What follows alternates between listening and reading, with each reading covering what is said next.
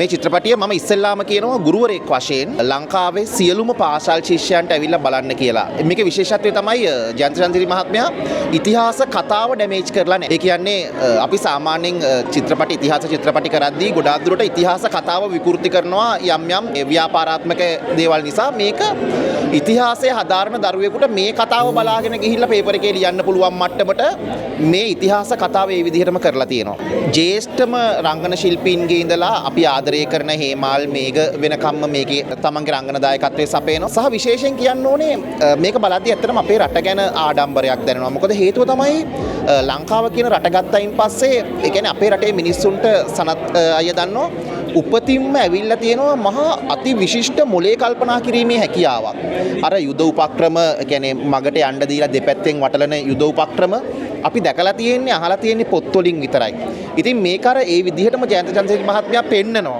ඉතින් මේක ඇවිල්ලා බලන්න මේ චිත්‍රපටිය සහ විශේෂයෙන් කියන්න ඕනේ මට ගොඩක් සංවේදී වෙච්ච තැනක් ගැහැණියක් ප්‍රේමයේ එක තැනකදී බැඳුනොත් එහෙම මුළු ජීවිත කාලෙම ගැහැණිය ඒ ප්‍රේමයම තමයි හොයන්නේ යුද්ධ කරලා හරි අයිති වෙනකම් බලාගෙන ඉන්නේ ප්‍රේමය තමයි.